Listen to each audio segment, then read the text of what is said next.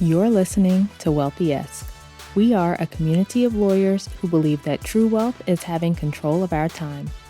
I'm Ro Thomas, and as a busy wife, mom, and former Big Law associate, I know all too well the tension between the culture of the legal profession and pretty much everything else you want to do in life. That's why each week I'm bringing you the information and tools you need to improve your money mindset and manage your money to create true wealth. Because ultimately, it's not about the money. It's about the freedom and flexibility the money affords. Hey friend, welcome back to the show. I hope you're doing well and having an amazing day so far. Today, we are talking about how to stop feeling like a broke lawyer.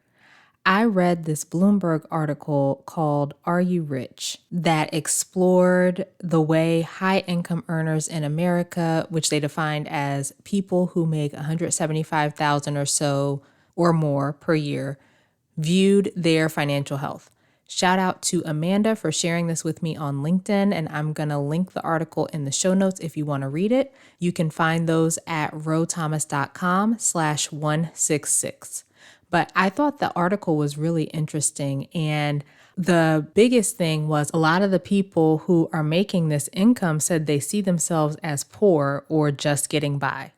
And while I think some of that may have to do with which part of the country they're in, like a higher income is not going to stretch as far in New York as it does in Utah, right? But I think money mindset and money habits play a much bigger part in it. And I found that the views of many of the people in the article track with conversations I've had with many lawyers over the years where they have a household income that would be considered upper middle class or upper class, but they feel broke and like they're just getting by.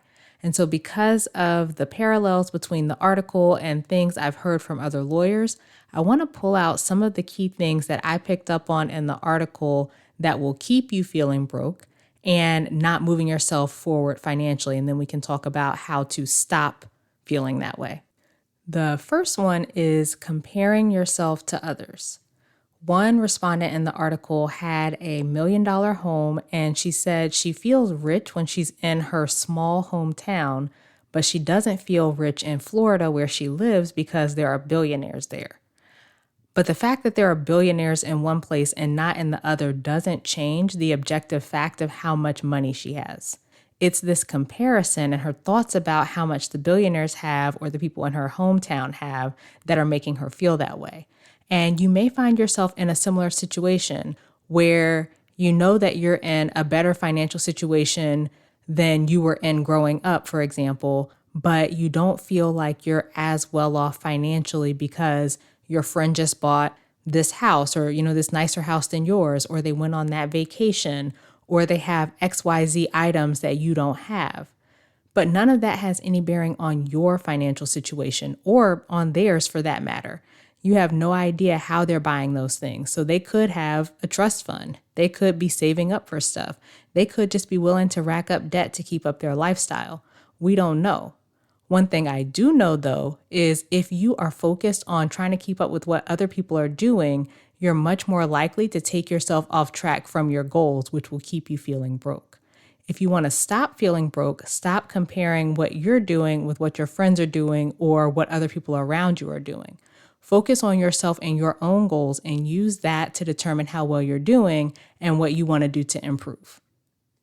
The next thing keeping people feeling broke is not controlling your spending. One of the people in the article said, quote, honestly, the more money you make, the more your lifestyle kind of changes a lot. Your vacations and the restaurants you go to are more expensive.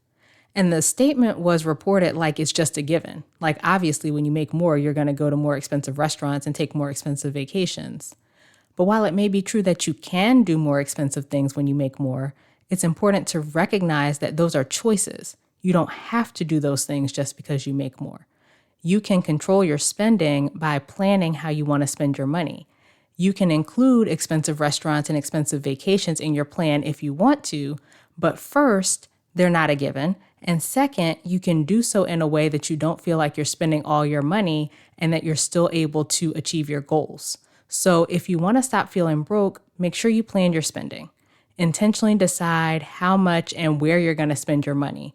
Don't just allow the spending to keep creeping up and throw your hands up and say, well, that just is what it is. Recognize that you have choices and make the choices that move you closer to your financial goals.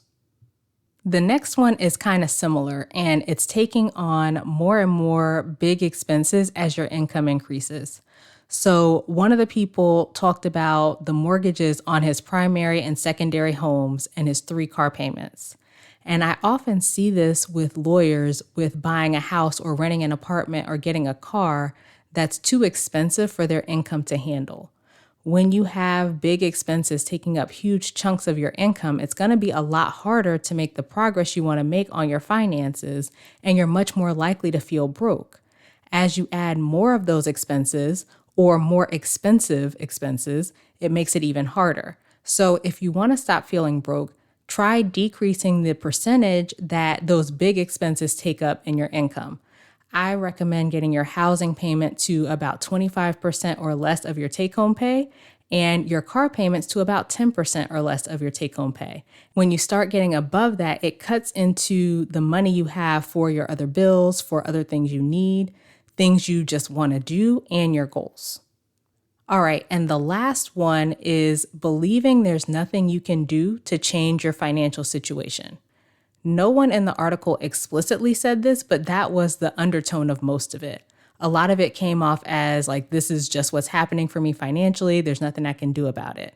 But that way of thinking will inevitably keep you stuck in the same place doing the same things.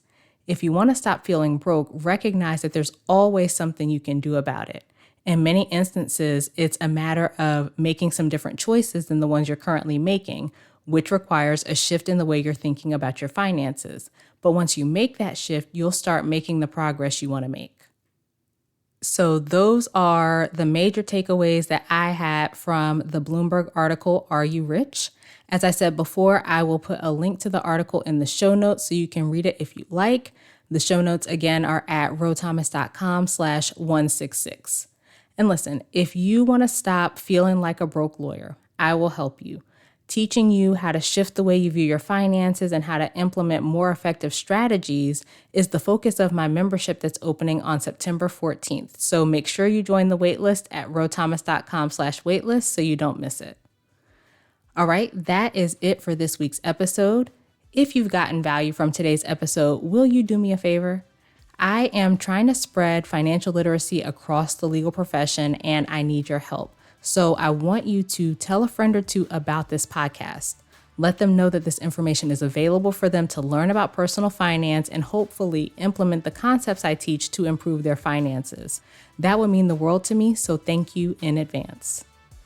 All right, as we close out, friend, I pray that you take the information you learn here, apply it in your life, and open up to the realization that wealth is available to you. As you do that consistently, week after week, you'll continue to take steps to regain control of your time, build wealth, and live the life of freedom and choice you deserve. Talk to you later.